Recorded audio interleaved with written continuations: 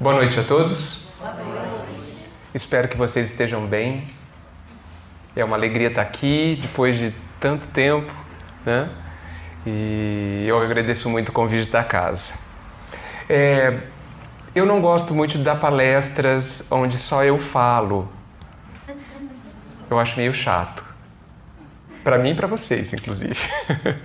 Então, eu gostaria que vocês se sentissem muito à vontade para me interromper, tá bom?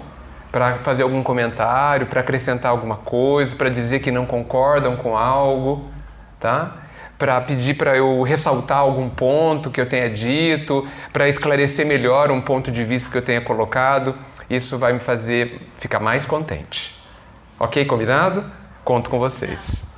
Conto com vocês. Muito bem. A vida é feita de ciclos, né? A natureza é feita de ciclos. Ciclo implica em começo, meio e fim. Tudo que a gente conhece diretamente tem começo, meio e fim. O conceito diz que Deus é diferente disso porque ele está no absoluto, né? Ele foge desse relativismo que a gente tem aqui. O amor absoluto, a eternidade, o infinito são conceitos que escapam da questão dos ciclos. É como se os ciclos estivessem dentro destes conceitos. Dentro da eternidade do tempo, nós temos vários começos, meios e fins ao infinito. Mas eu percebo que a gente resiste fortemente aos ciclos. Vocês concordam? A gente não gosta que os ciclos terminem. Não é? O interessante é que a gente só quer que os ciclos que a gente chama de maus terminem. Esse a gente quer que termine bem rápido, inclusive. Não é? Mas a gente precisa ponderar que a nossa visão é sempre a visão de um estudante, de alguém que está em aprendizado e, portanto, muito imperfeita. A nossa visão não abarca o todo. Nós não sabemos enxergar as profundas razões que existem para uma série de acontecimentos na nossa vida. E, mesmo já tendo essa informação, a gente muitas vezes não procura compreendê-los, quase que desperdiçando essas oportunidades, quase que perdendo o que contém estes ciclos que a gente chama de ciclos de dor, ciclos desconfortáveis. A gente, por conta dessa nossa visão tão pequenina, a gente gosta muitas vezes da imobilidade. A gente gosta de que nada se altere. Não é? A gente chega numa determinada situação de vida e fala assim, agora tá bom, eu não quero que nada mude. É uma grande ilusão da nossa parte. Desejar isso. Acreditar que nada vai mudar. É uma ilusão completa. E aí vem o que é fatal, que se chama desilusão. A desilusão vem nos fazer cair em si, cair na realidade. Na realidade que não é má. É apenas diferente do que a gente tinha sonhado e pensado. Só que lembra, nós somos aqueles que não sabem sonhar ainda, que não sabem fazer planejamento, que não tem a visão do todo, que nem sabe o que é bom para si mesmo. Posso dar um exemplo? Imagina uma criança de 5 anos que está lá brincando, tranquila. Aí a mãe e o pai pegam essa criança e levam no posto de saúde para dar uma injeção no bumbum. Essa criança vai chorar. E vai se perguntar, mas o que foi que eu fiz de errado? Por que estão me castigando? Por que as pessoas que me amam estão me ferindo com uma agulha? Essa pessoa estranha, a enfermeira, vem aqui e me fura, né? Ninguém está me protegendo, estou desamparado. Estava lá brincando, feliz, e agora vem o sofrimento. É assim que a criança de 5 anos pensa. Quer dizer, ela sente, ela não pensa nada disso, felizmente. Não é? Mas ela pensa que ela está abandonada. Aí o pai e a mãe falam assim, calma filho, isso passa, e isso é bom para você. Exatamente o que está no Evangelho. Calma filho, Isso passa. Isso é bom para você. Tenha fé. Não é isso que está lá?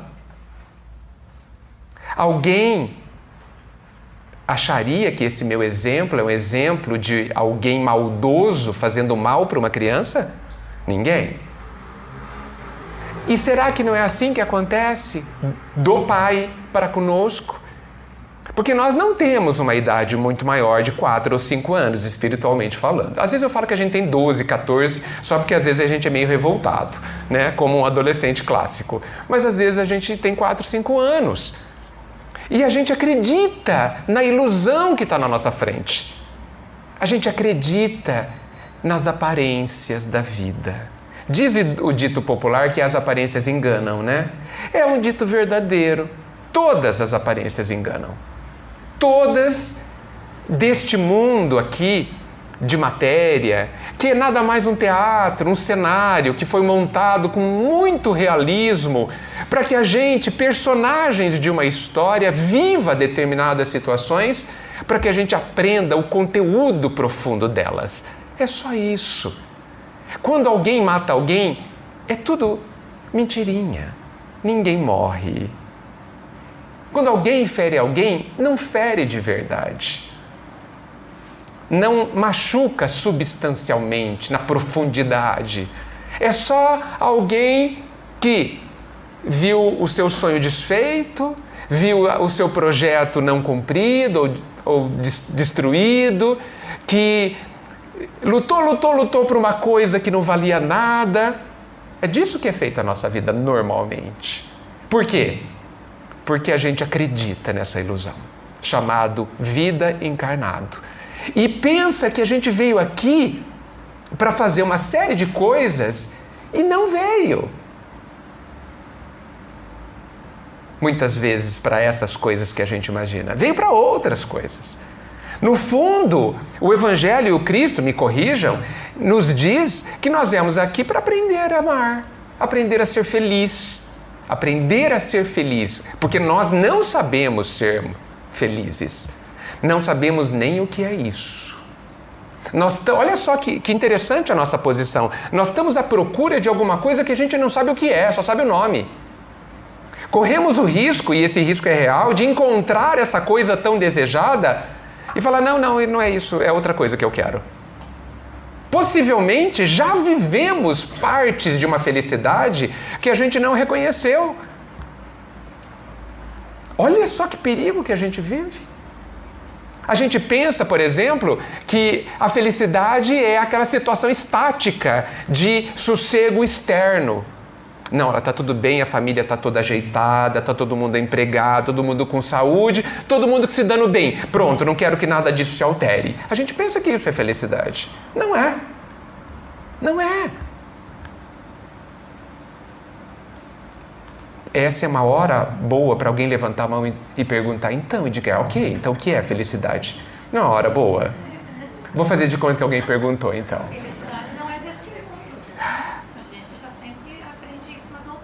Então, a Paulina disse bem.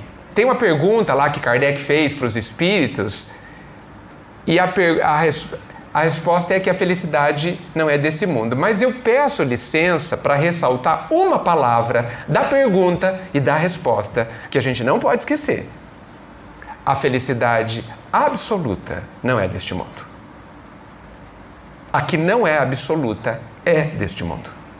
Gente, há tanto amor ao nosso redor, há tanto amor dentro da nossa vida, do Pai para nós, de Jesus para nós, que até nesse mundo que a gente pode comparar a um hospital, ou a uma oficina, ou a uma prisão, esse mundo aqui que a gente chama de provas e de sofrimento, tem tanta felicidade à nossa disposição. Mas tanta, não é absoluta. Certamente que não é, porque nada absoluto mora aqui. Mas tem tanta felicidade e a gente não pega nem 1 centímetro. Há muita felicidade disponível nesse mundo, porque até na prisão o amor do Pai tem requintes de carinho por nós. Até quando a gente está nesse hospital chamado planeta Terra, esse pai se esmera, porque veja, é um belo planeta, não é? A gente chora às vezes de ver algumas paisagens, de ver algumas questões. Como esse planeta nos faz bem, como a natureza fala do amor do pai, precisando apenas a nossa sensibilidade perante ela. Então a felicidade absoluta não é deste mundo, mas a felicidade disponível me interessa. E claro que interessa a todos nós. Mas, enquanto a gente pensar como a criança que espera o presente do Papai Noel, a gente não vai ter felicidade. Porque a felicidade é uma construção. E ela é uma construção no único lugar que ninguém mexe, dentro de você. Porque fora de você, todo mundo põe a mão. Todo mundo mexe. É da característica do mundo exterior a nós que ele seja temporário. A característica do mundo encarnado é que ele esteja em permanente alteração. A característica da matéria, que ela se desintegre. Está aí o urânio, deixando de ser urânio ao longo dos séculos. Está aí a rocha virando areia. Está aí a água virando vapor, virando água, milhões e infinitas vezes ao longo do tempo. Tudo vai se alterar fora de nós. Tudo. Então, se alguém quer estabilidade do lado de fora, esqueça. Esqueça, gente. Vai sofrer todas as vezes que terminar o ciclo. Oi. Se tudo na vida é um ciclo, eu acredito que o fim de um ciclo é o começo de um próximo. Se a felicidade relativa nos é possível, eu devo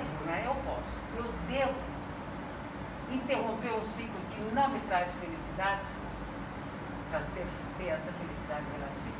Muito bem. Antes de responder, ou para te responder, Vilma, eu vou ter que, então, definir o que é felicidade. E verificar se vocês concordam. Porque vocês, cada um de nós, precisamos definir o que ela é. Precisamos ter convicção de que a definição resiste a tudo. É muito interessante porque a felicidade tem a definição no Evangelho, mas é uma definição sutil. É muito interessante esse aspecto. Por que não está claro no Evangelho o que é a felicidade? Se é que não está, ou a gente não quer ver. Né? Eu gosto muito, você já ouviu eu dizendo, da definição do Gandhi sobre o que é a felicidade. O Gandhi fala que a felicidade é quando... Olha só que simples. Simples de entender, não de fazer.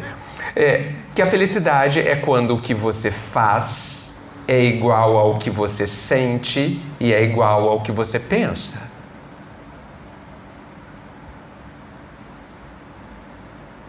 Ou seja, não há conflito interno.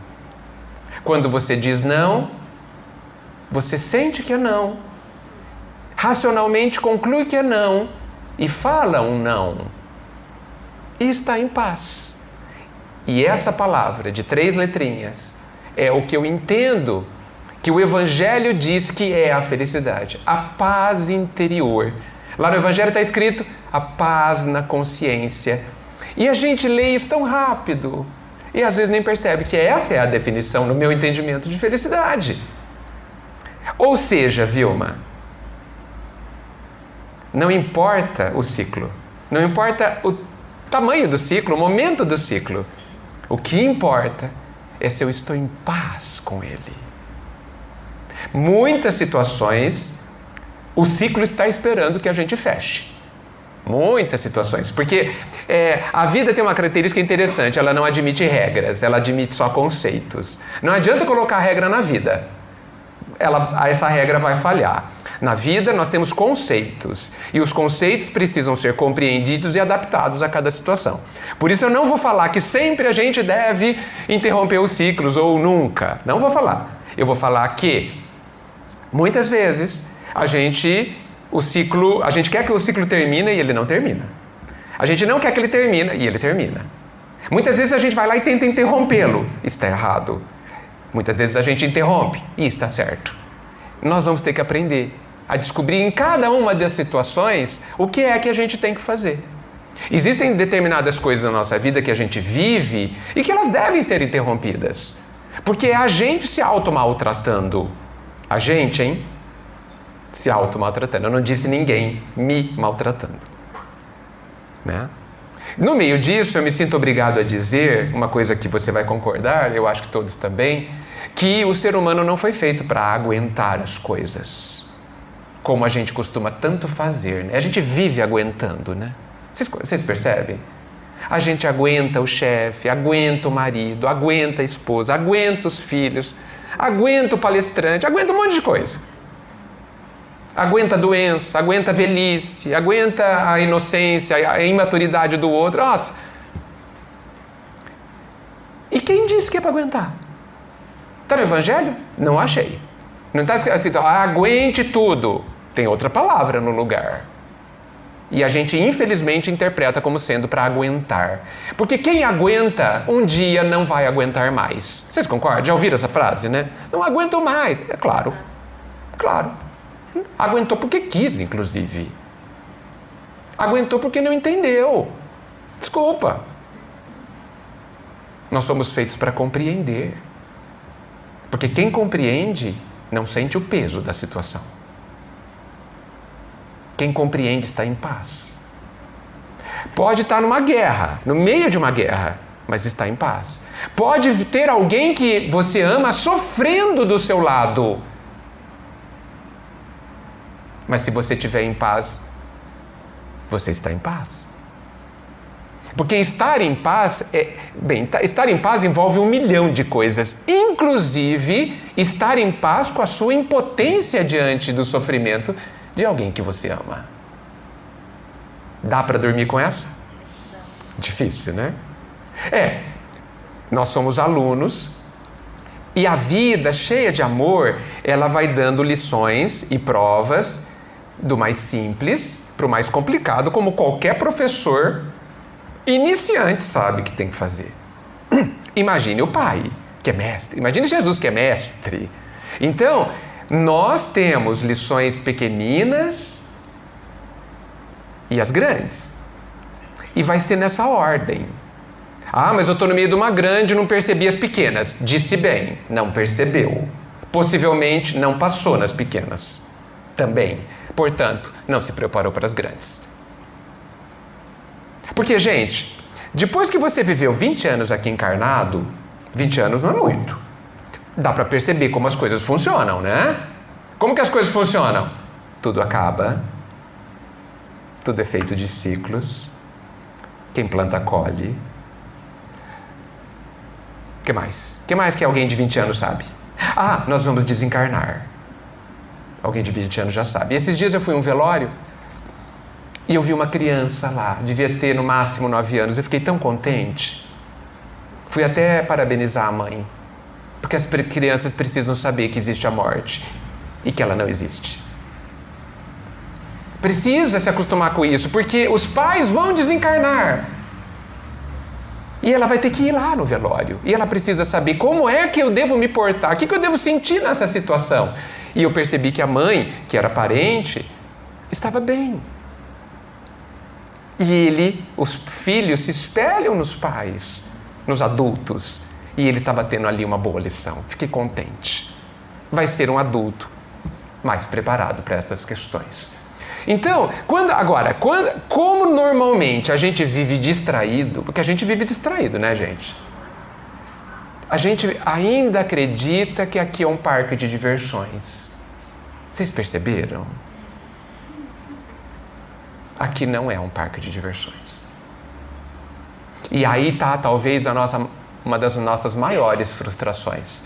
Porque a vida aqui não funciona do jeito que a gente espera. E olha só que interessante, a gente estuda na doutrina que a gente tem plantações no passado que muitas vezes representam colheitas hoje. A gente chama de karma de forma não muito precisa, mas ela vem explicar bem, né? Que a gente colhe hoje o que plantou ontem. Perfeito. Mas Eu penso que mais de 80% das nossas lágrimas não tem a ver com o nosso passado. Não tem a ver. Tem a ver com a forma como a gente pensa hoje. E o que você pensa hoje é sua escolha. Não é a escolha do Pai. É sua escolha. É sua decisão. E por isso eu insisto, eu gostaria de saber a opinião de vocês. Vocês concordam? Que a nossa cabeça, o jeito que a nossa cabeça é, a gente não precisa de inimigo? Precisa? Não precisa.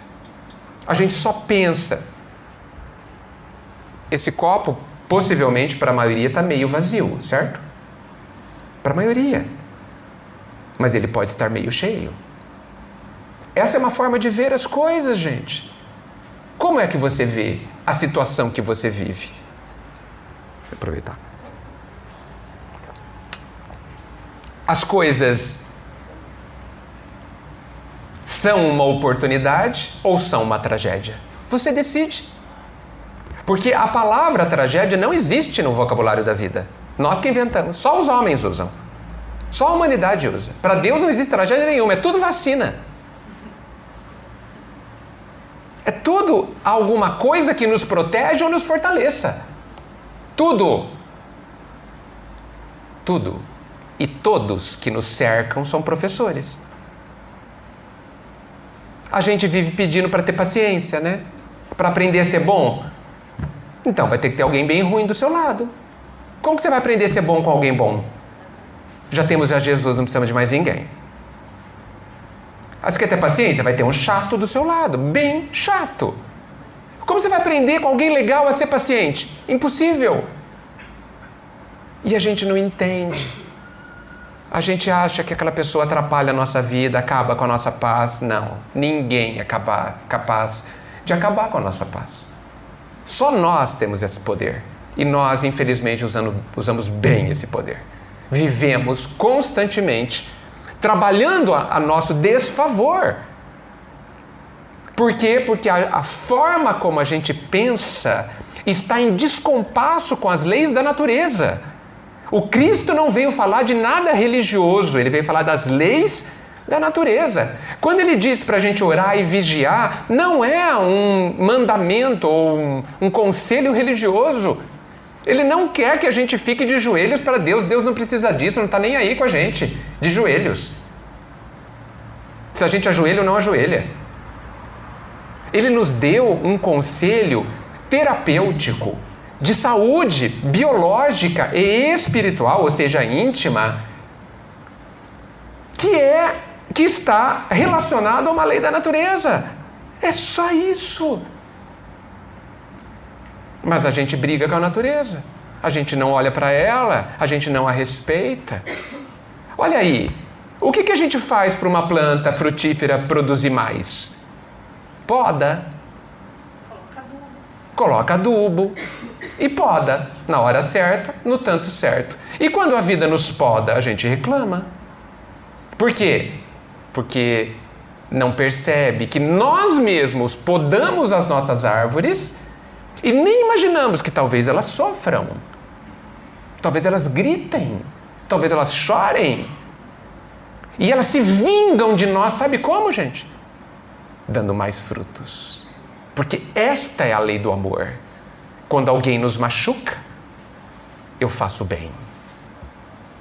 Retribuir o bem frente ao mal. A natureza diz isso. E Jesus veio trocar em miúdos, deixar mais claro. Porque se fosse esperar a gente ler isso na natureza, eu acho que ia demorar mais alguns milênios. Porque a gente anda muito distraído. Nem com o Cristo a gente ainda despertou de verdade. Então, assim, se alguém aqui declara que alguém é seu inimigo, alguém te atrapalha a ser feliz, isso é uma ilusão. E eu estou falando de tudo, hein? Estou falando de uma pessoa, na sua família ou fora. Estou falando do seu corpo. Meu corpo não me deixa ser feliz porque dói o meu joelho todo dia. Porque eu tenho diabetes. Porque é baixo, porque é alto, porque... Não, o seu corpo não é seu inimigo. Ele está te ajudando a entender alguma coisa que a gente não entendeu ainda. A grande questão é: você quer entender? Você quer aprender? Você quer ser um aluno dócil?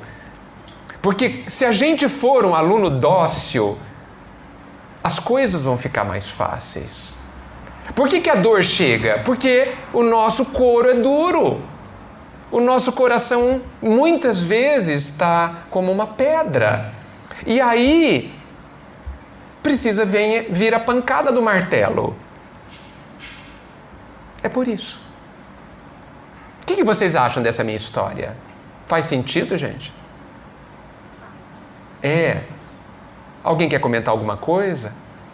Voltando um pouquinho que você falou, assim, que nem a árvore, que ela sofre e depois ela retribui, é que nem assim, a gente, o ser humano, quando acontece uma tragédia na vida da gente, ou um acidente, ou a gente teve para desencarnar porque estava sofrendo muito e depois não desencarnou, a hora que volta a saúde, a pessoa volta bem melhor do que era antes, querendo fazer o bem, querendo descobrir uma nova forma de vida, não vou mais ligar porque eu ligava antes, não é assim? É verdade. Essa transformação vem com a dor. Ah, então, você vê como a gente precisa? A gente precisa da dor, gente.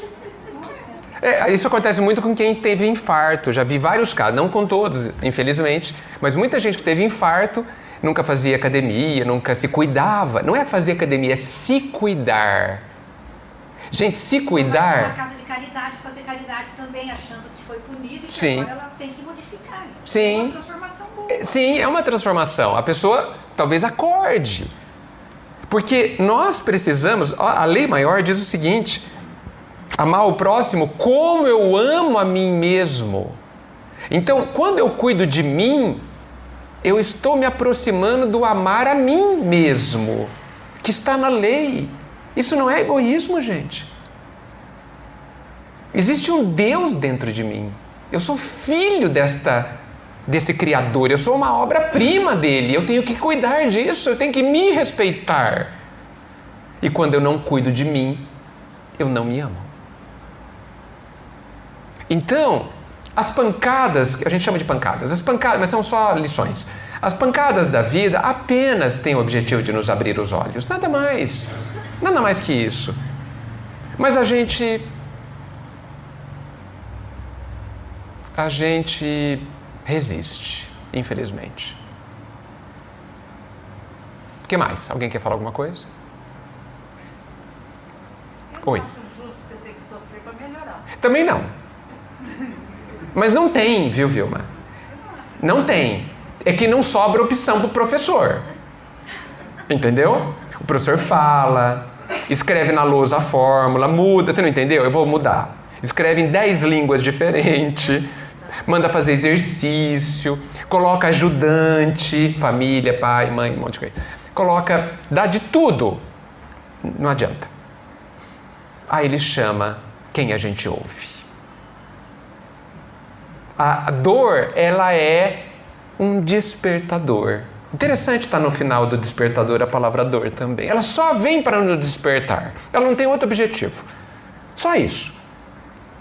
Não é necessário para evoluir, não, a dor não é exigida. Ela não está na regra. Vai evoluir, vai ter que ser com dor. Não. Não é assim. Mas ela é um recurso utilizado, infelizmente bastante utilizado, diante da nossa dureza. Existem vários tipos de dor, nós sabemos, né? Esse é a dor incisiva, aquela que é que nem uma morsa, né, que vai apertando. Existe a dor suave. Eu vou fazer um outro comparativo. Esse comparativo está no 2º capítulo do magnífico Jesus no Lar, que é um livro do Neo Lúcio, pelas mãos do Chico. Eu recomendo que seja um dos livros de cabeceira, Jesus no Lar.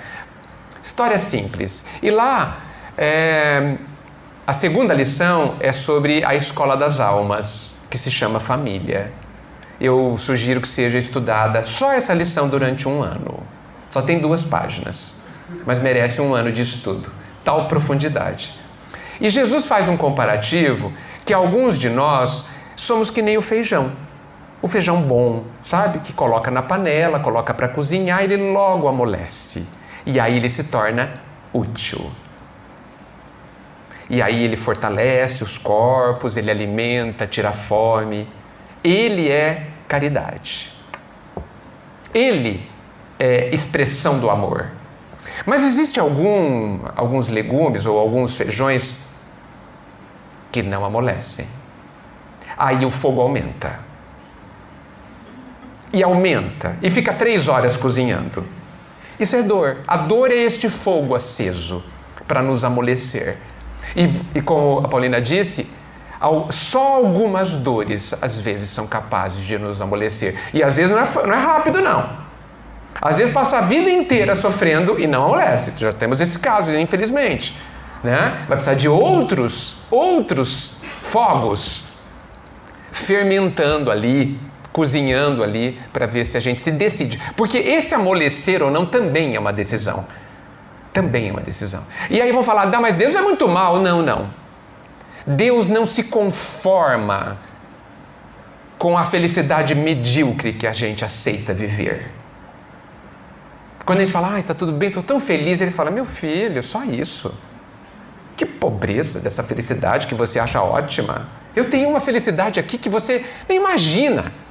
Eu tenho quilômetros de felicidade, quilos, toneladas de felicidade, você fica com essas gramas, e aí ele vem e muda tudo.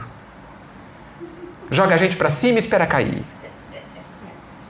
André Luiz chama essa dor de dor-evolução. Está num dos livros dele que eu não consigo fixar qual é o nome. Ele fala que existe a dor-expiação, que é a dor como consequência dos nossos atos, como colheita, não como punição.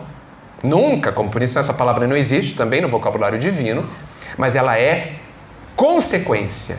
É muito interessante fazer um parênteses aqui, antes que eu continue. Quando a gente faz uma coisa boa, a gente fala que a gente tem uma recompensa. Quando a gente faz uma coisa ruim, a gente tem punição. A gente é curioso. Curioso, eu acho péssimo essas duas denominações, porque elas reforçam uma crença que a vida pune.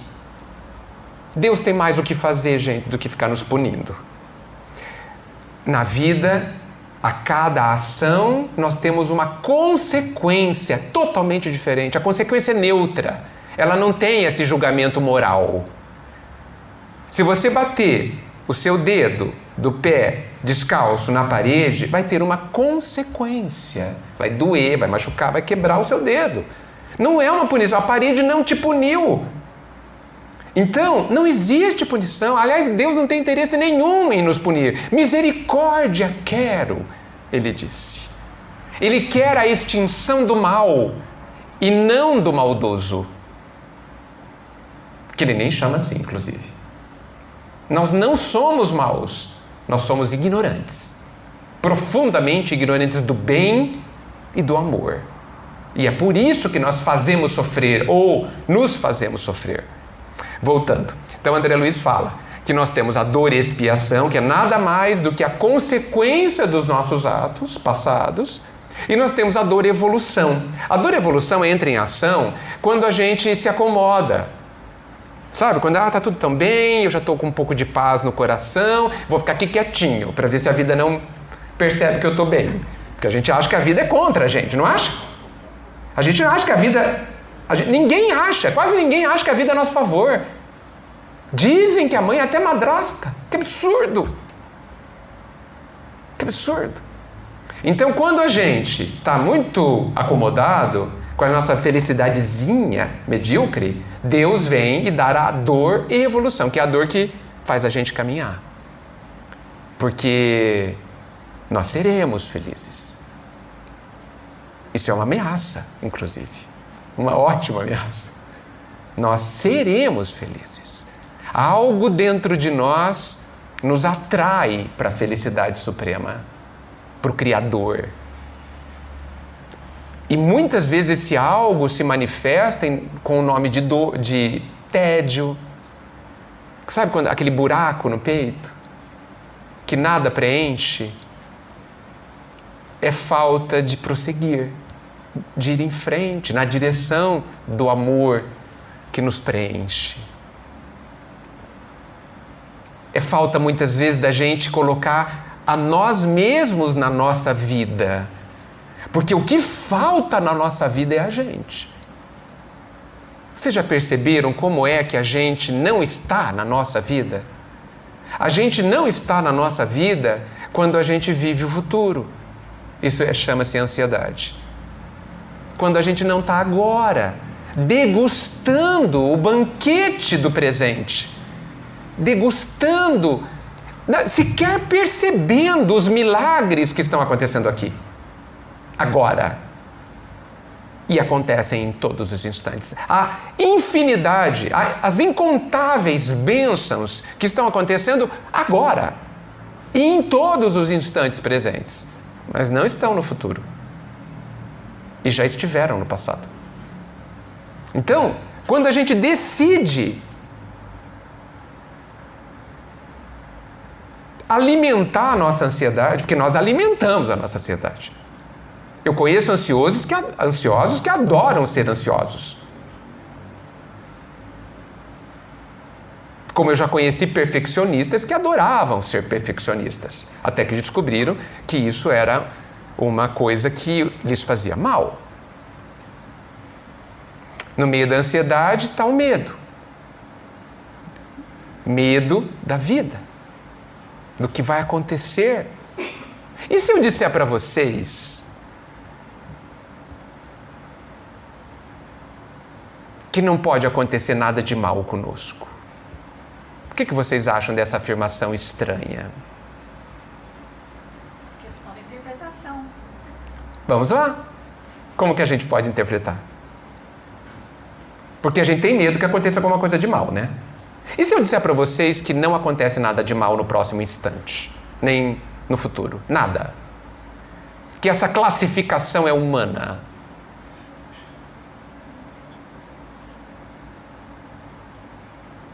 Porque se a gente acreditar que pode acontecer alguma coisa de mal, eu concordo que a gente deva andar ansioso e com medo. Concordo plenamente. Também andaria. Agora, por que aconteceria alguma coisa de mal? Na cabeça de vocês deve estar parecendo, mas eu não sou uma pessoa muito boa, ontem eu fiz aquilo, eu penso em tal coisa. É por isso que a gente acredita que vai acontecer alguma coisa de mal, não é? Não vai. Vai acontecer apenas a consequência do que você pensou, sentiu e fez.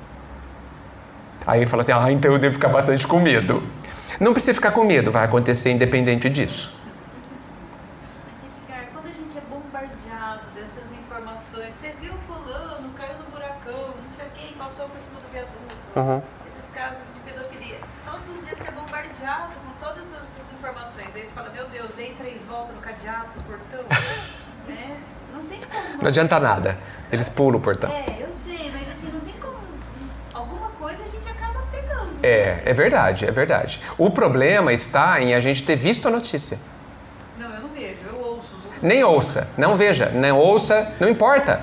Ai, como... Gente, tudo que a gente se alimenta de pensamentos e de sentimentos também. Então, é claro que eu não estou dizendo para a gente ser alheio ao mundo.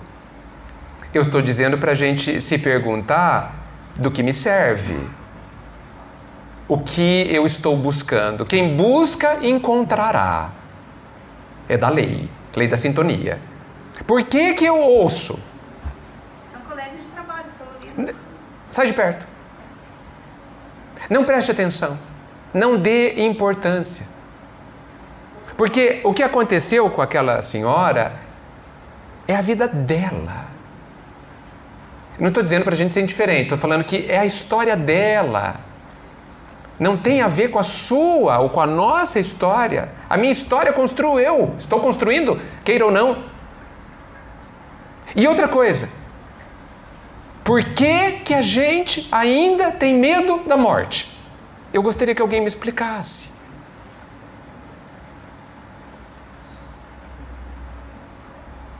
Por quê? Se morrer é voltar para casa. E é tão bom voltar para casa.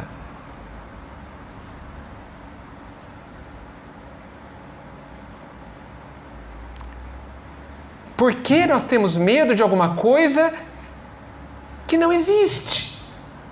que é só um vou ali e já volto.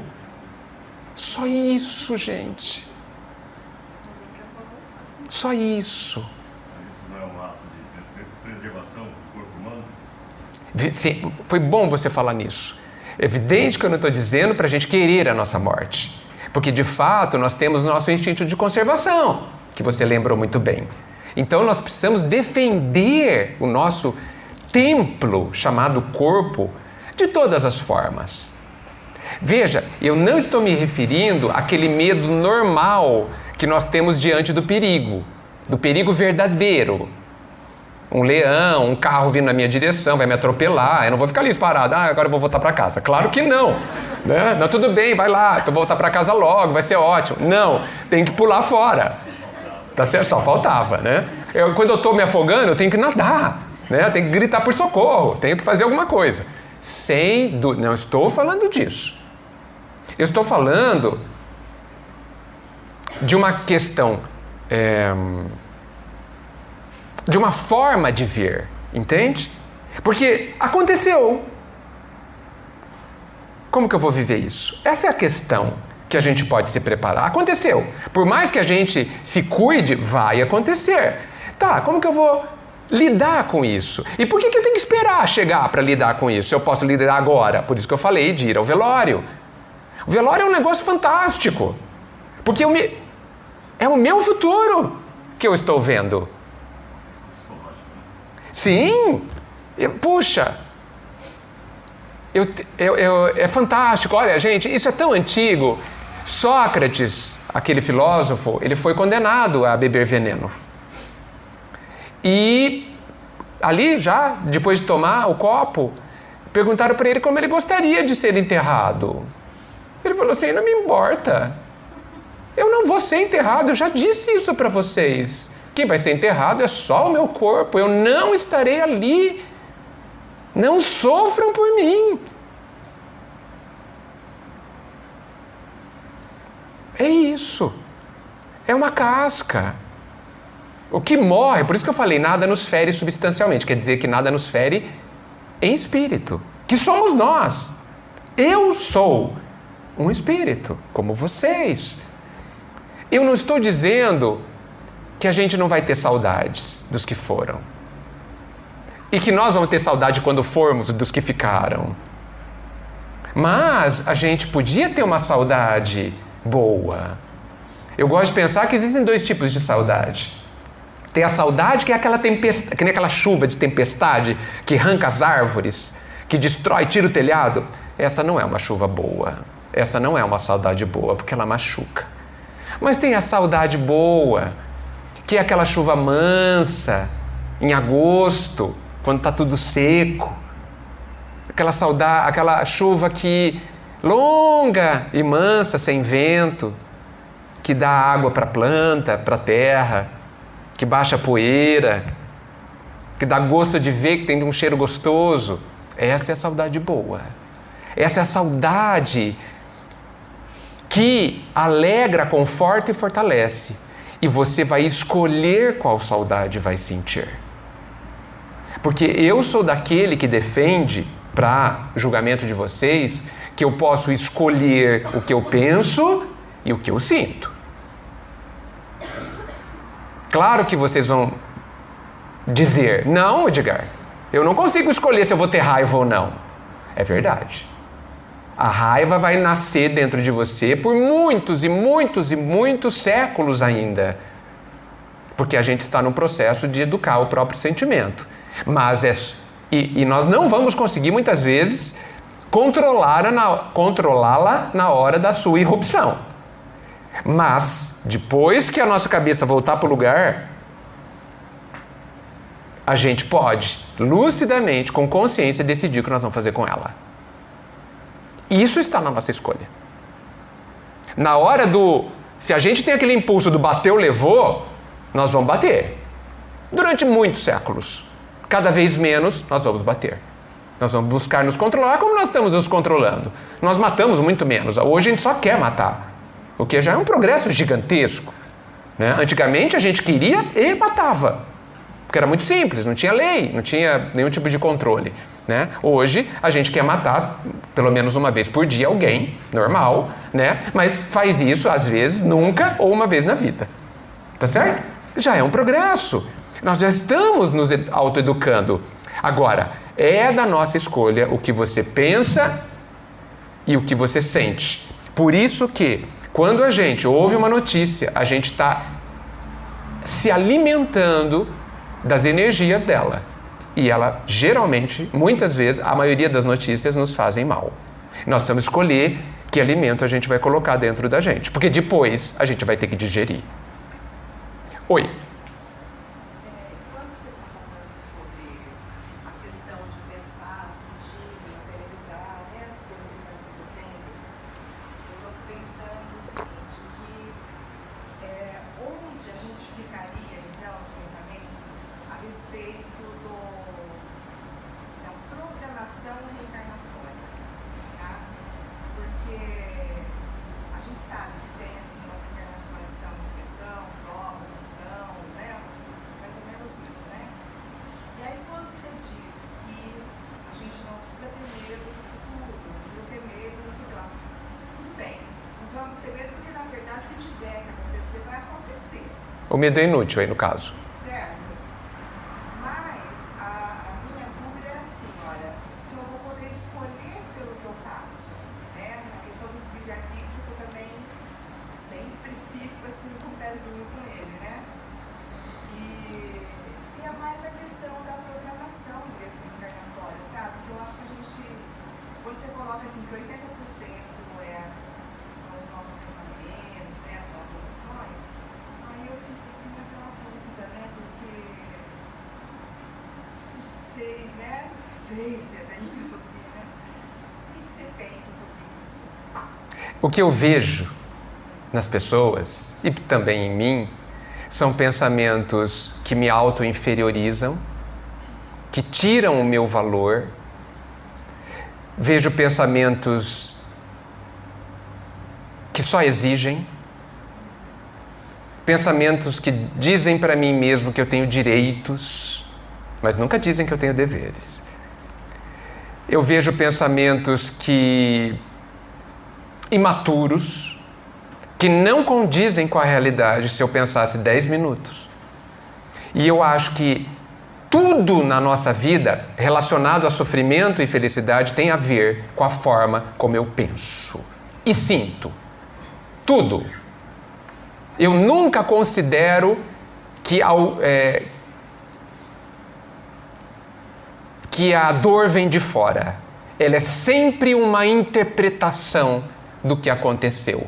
Bem, a forma como você reage Sim, ao fato que aconteceu com você. exato. Mas eu digo assim, o fato em si Sim, já pode ser sim. uma programação. Pode ser uma programação e muitas vezes é. Tá certo? A diferença está lá no Evangelho, se não me engano, e tem a ver com causas atuais e anteriores das nossas aflições. Por quê? Muitas vezes eu estou colhendo hoje o que eu plantei há 5 anos atrás. Não tem nada a ver com a programação. Foi eu que decidi há 5 anos e agora eu estou aqui. Que bom que foi rápido.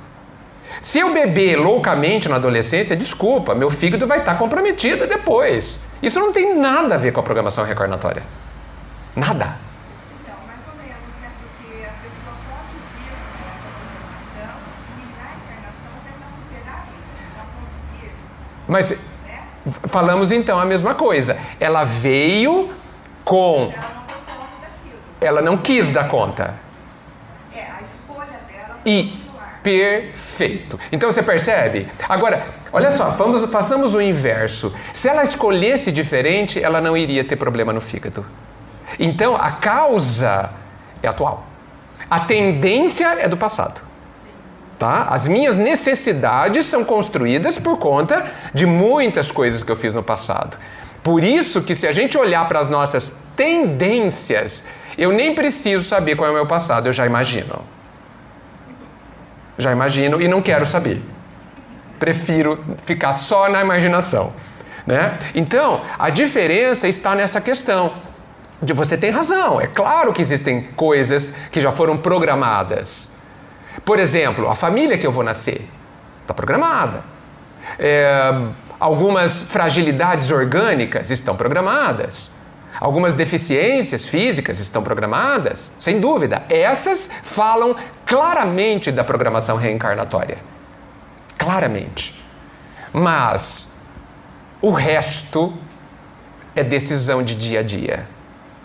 Por isso que eu entendo que a doutrina espírita é uma forma de ver para gerar uma nova forma de viver a vida. Porque se eu mudar a forma como eu encaro os acontecimentos, eu mudo a vida toda.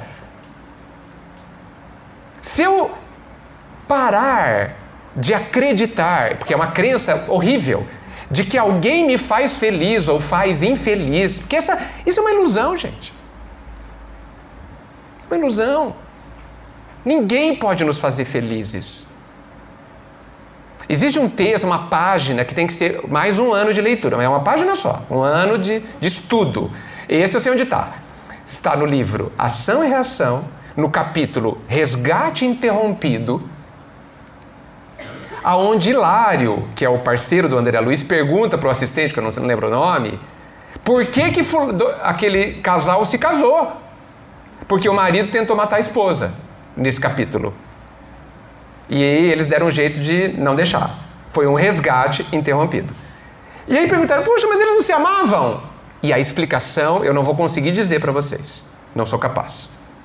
Mas o trecho que me interessa, ele diz assim, o amor entre duas pessoas é uma aspiração de eternidade. Ou seja, uma coisa que é ainda uma aspiração, né, que a gente aspira a ter, deseja ter.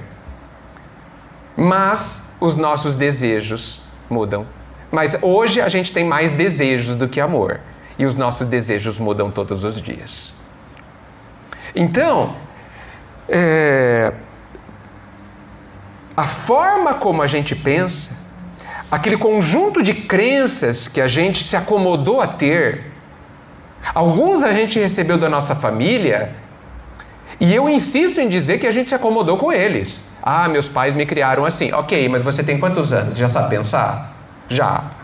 Então você pode jogar fora o que seus pais te disseram sobre aquele aspecto, respeitando e sabendo que eles fizeram o melhor que eles podiam, que eles te amaram te dando aquilo que você pode considerar a partir de hoje algo imperfeito.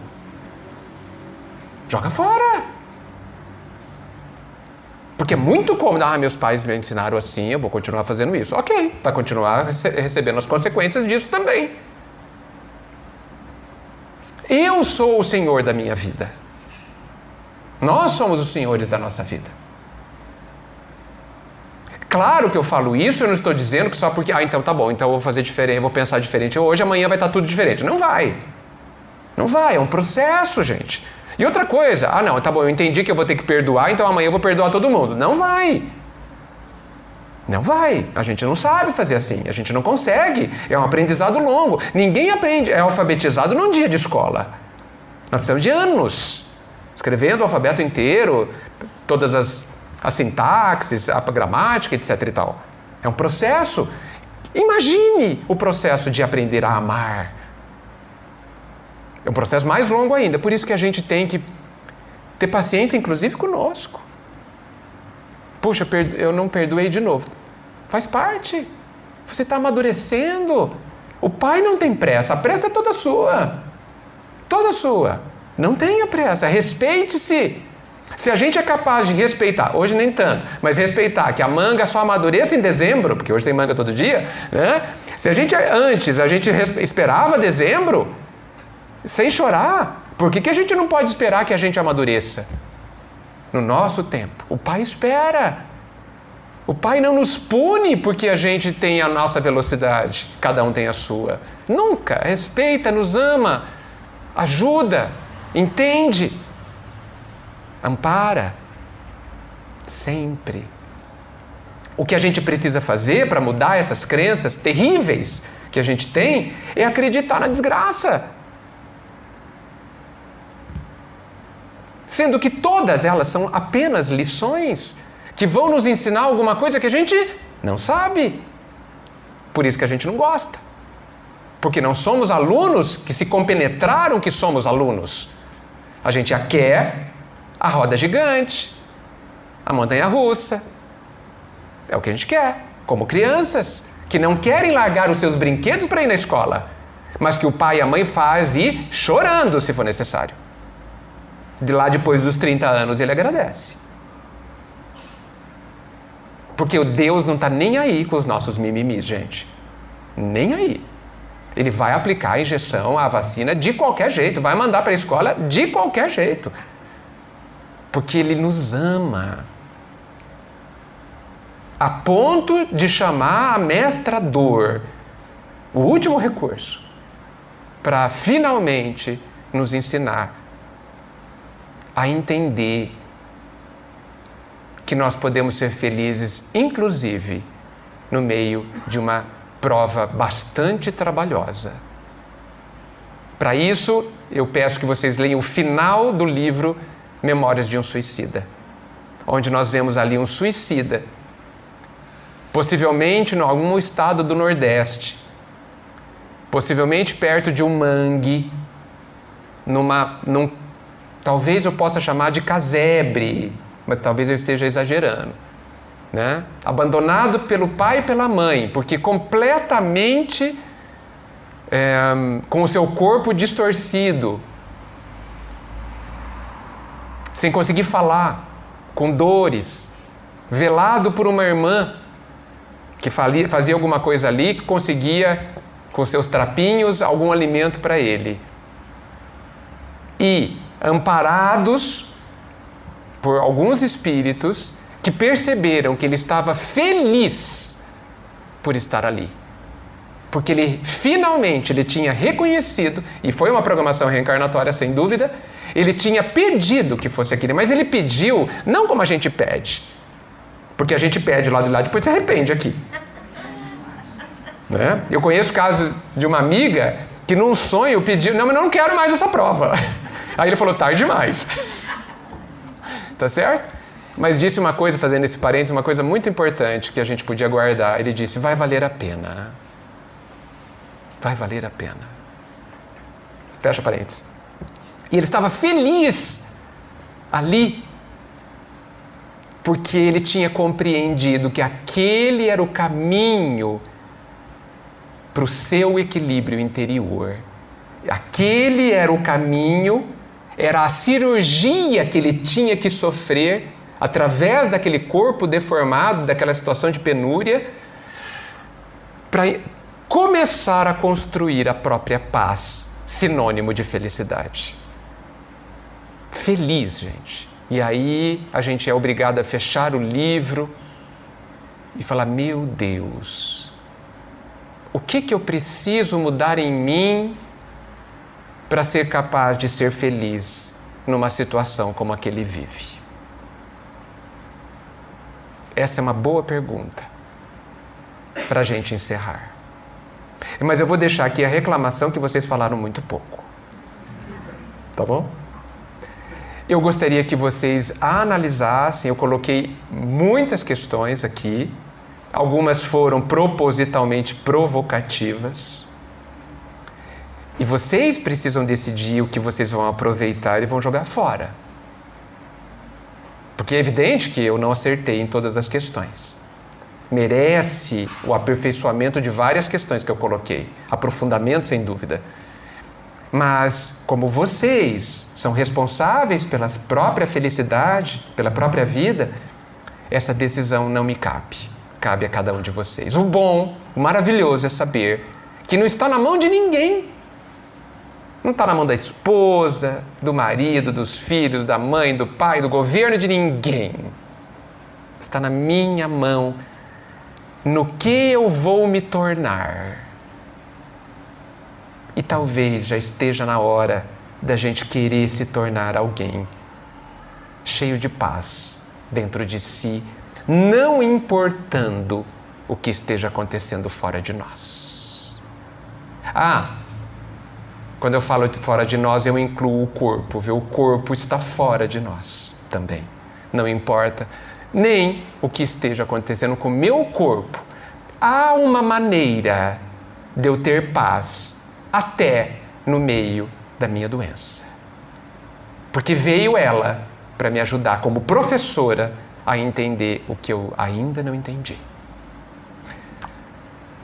Eu não vou pedir para Jesus nos abençoar, porque Ele abençoa sem pedir. A gente nem precisa merecer. Ele já nos ama, sem que a gente mereça. Que assim seja.